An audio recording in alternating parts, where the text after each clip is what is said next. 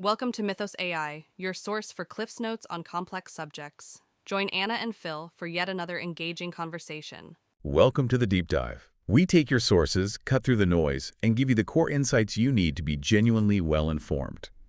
Today, we're really digging into a figure who's, well, incredibly influential in American politics right now. Sure. Stephen Miller. We've got an academic look here at his power, both ideological and procedural, especially now, in Donald Trump's second administration. Our goal for this deep dive, it's not just about who Stephen Miller is, it's about understanding how someone unelected can have such a massive impact on policy, on culture even. So, yeah, get ready. We're about to unpack just how deeply his ideas are shaping things as we speak. Okay, so let's start there. Why Stephen Miller? Why is he such a consequential figure today? Well, I think the key thing to grasp is his current position, combined with his history. Right now, he's serving as White House Deputy Chief of Staff for Policy and Homeland Security Advisor. A big title. Huge titles. And yet, like you said, he's unelected. His power, really, it comes from this proven ability he has to take a pretty hardline nativist ideology and translate it directly into actual laws, actual government procedures. He's not just talking points. He makes things happen. Right. Can you give us examples? Like from the first Trump term? Absolutely. In Trump's first term, he was widely seen as maybe the key architect behind major policies. Think the travel ban targeting several Muslim-majority countries. I remember that well. And also the zero-tolerance family separation policy down at the border. These were signature initiatives he pushed. And in the second term, you said his role escalated. It really has. It seems like his influence is even greater now. He's driving much more sweeping measures. We're talking about concrete plans for mass deportation. That's deportation. Yes, and also pushing to end birthright citizenship, which would be a fundamental change to the 14th Amendment interpretation. So it's a significant step up in ambition. That's a huge agenda. So where did these views actually come from, this strong nativist stance? That history is often revealing, isn't it? Yeah, it really is. And Miller's background, well, it has this striking contradiction built into it. You might be surprised to hear he actually grew up in a liberal family. Oh, really? Yeah, his parents, Michael and Miriam Miller, they've been described as like classic New Deal Democrats. Okay, so not something he grew up immersed in ideologically. Not at all. He took a very sharp right turn quite early in his life, actually. Even back in high school in Santa Monica, California, he apparently got a reputation as a bit of a contrarian, maybe a provocateur. There are reports he would taunt Hispanic classmates, telling them to speak English, and he actively opposed things like the Chicano student movement. And he wasn't quiet about it. No, definitely not. He started getting his views out there. He'd call into conservative talk radio like the Larry Elder Show, and he started publishing articles in David Horowitz's Front Page magazine, which is known for its pretty strong right-wing takes. And this continued into college, at Duke. Yes, it really solidified at Duke University. He had a column in the student paper called Miller Time. He also founded a campus chapter of Horowitz's group, Students for Academic Freedom. What was the focus there? Mainly critiquing multiculturalism, diversity initiatives on campus, that sort of thing.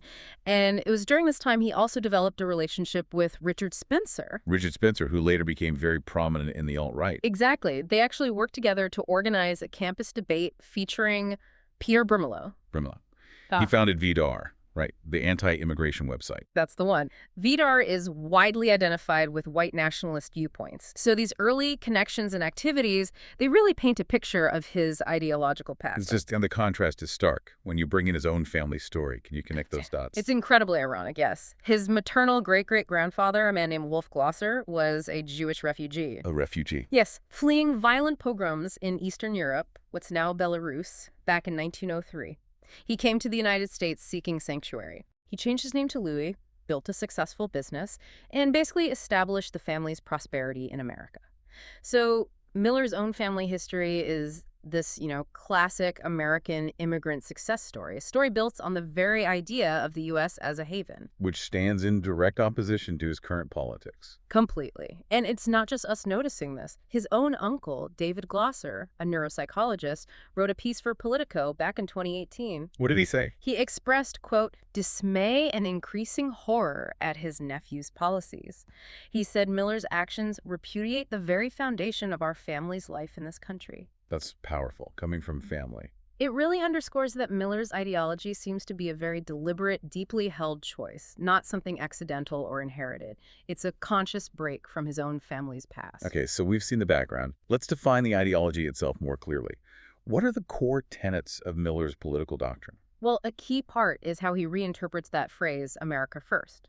For him, it's less about foreign policy, like avoiding foreign wars. Right, the traditional isolationist meaning. Exactly. It's repurposed as what's called cultural nationalism. The core idea here is that immigration and diversity inherently weaken American identity. Weaken it. How? The doctrine argues they dilute a supposedly core American identity, and therefore multiculturalism needs to be actively suppressed. It's worth noting this slogan, America First, has a history. It does? Oh, yeah. In the late 19th century, it was used to demand loyalty from immigrants. And maybe more pointedly, in the 1920s, the second Ku Klux Klan actually adopted America First as its official slogan. Wow. Okay. That adds some heavy context. It does. And Miller's work, his policy focus, consistently seems to target people of color, immigrants, and also LGBTQ plus Americans. You mentioned he draws on fringe sources. How does that work in practice? Right. This seems to be a key part of his method. He takes ideas or materials from the fringes and works to inject them into mainstream policy debates. For example, emails leaked during the first term showed him frequently sharing articles and talking points from white nationalist sources with editors at Breitbart News. This included stuff from VDR, which we mentioned, Right. and also references to a book called The Camp of the Saints, which is infamous for its racist depiction of immigration. The Southern Poverty Law Center looked at these emails and described them flatly as open white nationalism. So, documented links. Documented. And he also collaborated quite closely with established anti-immigration groups like the Center for Immigration Studies, CIS, and the Federation for American Immigration Reform. Both of those groups have well-documented ties to white nationalist figures and funding. It's not just immigration, though, is it? You mentioned he's moved into the legal sphere, too. That's a really important development. After the first Trump administration, he founded a group called America First Legal, or AFL. Okay, what's their mission? Their explicit strategy is using lawsuits to wage what they themselves call a full-spectrum culture war. A primary target is corporate diversity, equity, and inclusion DEI programs. How do they target them? We'll take an example. AFL filed a legal complaint against Kellogg's, The Issue, a pride-themed Pop-Tarts box. Seriously? Over Pop-Tarts? It sounds minor, but the legal strategy is significant. They use existing civil rights laws like Title VII of the Civil Rights Act, which bans employment discrimination, Right. and Section 1981, guaranteeing equal contract rights, but they flip the script. They argue that DEI programs constitute prohibited discrimination against white people. Using civil rights law to challenge diversity efforts. Exactly. The goal isn't necessarily just winning every case. It's about creating a chilling effect, making companies and institutions hesitant to implement or continue DEI initiatives for fear of lawsuits. It extends his cultural nationalist project into the courts. Okay, so we have the ideology, the methods.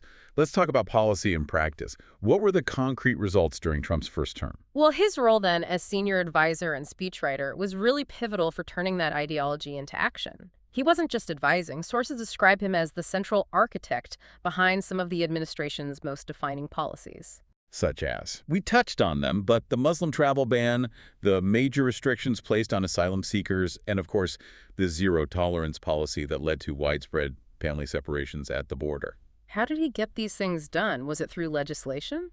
Mostly not. His approach was very much about using executive power. It was procedural, tactical, quick, sweeping changes through executive orders and agency directives, rather than the slower, more difficult process of getting laws through Congress. And the criticism often focused on the cruelty of these policies, especially family separation. Was that seen as an unfortunate side effect, or was it part of the plan? The analysis we have suggests it was deliberate. The cruelty wasn't accidental. It was viewed as an inherent part of the strategy, an ideologically driven tactic. A tactic for what? To create a deterrent effect. The thinking was, if the process is harsh, painful, frightening, it will discourage people from trying to immigrate or seek asylum in the first place. Miller himself reportedly dismissed the family separation policy internally as a simple decision. And publicly, he was very assertive about executive power, saying the president's authority to protect the country was, quote, very substantial and will not be questioned. That really highlights his belief in unilateral action on these issues. A strong belief in executive power there. So fast forward to the second term. He has this elevated title. How is his approach different now? Is it just more of the same, or has it evolved? It seems to be an evolution towards institutionalizing these goals. His promotion to Deputy Chief of Staff for Policy and Homeland Security Advisor is significant. It signals a major escalation of his formal power and the integration of his doctrine. How so? Well, his agenda now isn't just about reacting or pushing for individual executive orders. It's being embedded into comprehensive plans, most notably Project 2025. Right, Project 2025. Can you explain what that is exactly? Yeah. Sure. Project 2025 is a large-scale initiative run by conservative groups, led primarily by the Heritage Foundation. Its purpose is to create a detailed policy and personnel playbook for a potential conservative administration ready to go on day one. A ready-made plan. Pretty much. And Miller is documented as a contributor to it. This project lays out very specific plans for things we discussed: mass deportations and raids, ending birthright citizenship, and dismantling the asylum system. So it's moving from ad hoc actions to a pre-written script for governing. Exactly. It provides a detailed bureaucratic roadmap. The aim seems to be to design these policies in a way that anticipates and bypasses likely legal challenges and administrative roadblocks. It's about making these hardline policies more durable, harder to undo later. And his new title helps with that. Absolutely. It gives him the formal authority to coordinate across different federal agencies, crucially, the Department of Homeland Security and the Department of Justice, to ensure they are aligned and ready to execute these plans efficiently. It's about weaving his agenda into the very machinery of government. It's striking, this level of influence for someone unelected. So let's explore that theme. How does he manage to wield so much power without the usual accountability that comes with, say, facing voters or Senate confirmation? That's one of the most critical aspects to understand about Miller. He operates primarily behind the scenes. Think about it. He's never been a cabinet secretary needing Senate confirmation, never a senator, never a representative. Right. Yet his influence has often been outsized compared to his formal job titles. This goes way back. Even when he was just a staffer for then-Senator Jeff Sessions, he played a key role in killing the 2013 bipartisan immigration reform bill. How did he do that as a staffer? Reports say he compiled this massive binder of talking points against the bill and worked very closely with Breitbart News to amplify opposition. It shows his early mastery of influencing policy from within the system without being the public face. So the key is operating within the bureaucracy. Precisely. It's often described as procedural stealth. It's not just about being quiet, it's a strategy. Placing loyalists in key positions within agencies, deliberately avoiding the public spotlight on certain actions, embedding policies within administrative roles rather than high-profile legislation. Making changes harder to see and harder to reverse. That seems to be the goal. You know, during the first Trump administration, there were other influential figures like Steve Bannon or Jared Kushner. They sometimes had different ideas, perhaps more palatable immigration plans, according to some reports. Right. There were different factions. There were. But while Bannon and Kushner had broader portfolios or perhaps different approaches, Miller was consistently the combative ideologue, always pushing for the more drastic, hardline actions, particularly on immigration and culture, and often his vision won out. Why do you think he prevailed? Perhaps because of his singular, unwavering focus. Immigration and these cultural issues are his portfolio. That intense focus has arguably made him indispensable to Trump's agenda in a way that other figures who came and went were not. He has an enduring relevance built on that specific niche. That makes sense. It leads to another point, though, the perception of Miller. He's often portrayed as this almost like evil genius, a shadowy intellectual pulling the strings. How accurate is that image? Well, the sources we looked at suggest that image, the shadowy intellectual architect, might be something of an exaggeration. The reality seems perhaps more procedural. Less about grand, original intellectual insights and more about being a highly effective tactical operator, a procedural grinder, as one analysis put it. So focused on the how more than the what. In a way, yes. His real skill, his success, seems to stem less from inventing novel ideologies and more from meticulous, persistent, behind-the-scenes work to implement existing ones. Like the binder of talking points or the legal strategy with AFL. Exactly those kinds of things. He's not necessarily the philosopher king of this movement. He's the skilled tactician who knows how to weaponize ideology within the political and legal system to achieve specific outcomes. He's a master of bureaucratic power, focused on fully effectuating the president's goals, seemingly without much concern for legal pushback or political fallout. Okay, that's a much more grounded view of his role. Yeah. So let's try to bring this all together. What's the bottom line on Stephen Miller? What's the main takeaway from this deep dive? I think the bottom line is that Stephen Miller is a genuinely powerful figure in American politics today, despite never having been elected to office. He serves as a really potent case study in how extremist or fringe ideologies can be systematically translated into mainstream government power. A bridge figure in a way. Yes, a break between fringe ideas and actual governance. His importance lies there, and also in his mastery of procedural power, using the rules and structures of government itself to advance his agenda. He's the key architect of a doctrine that started as maybe more ad hoc, sometimes seemingly cruel executive actions, and has now evolved into formalized, institutionalized policy blueprints. And now, in Trump's second term, his big focus seems to be on making it all permanent, embedding his doctrine so deeply into the administrative state that its influence could potentially outlast Trump himself. We've certainly covered a lot of ground on Stephen Miller's influence from those early days of activism right up to his current role shaping policy at the highest levels. What really stands out, I think, is this idea of enduring power wielded by an unelected individual working through these, less visible bureaucratic channels, quietly embedding a very specific ideology into the government structure itself. So for you, listening, maybe the thought to ponder is this: how do we, as citizens, actually hold power accountable when it operates so discreetly, so procedurally? And what does it mean for democratic norms when specific doctrines become institutionalized in this way? Definitely something to think about long after this deep dive ends. Thanks for listening to Mythos AI. Stay tuned for more concise insights. And remember to hit the like button and subscribe for future episodes.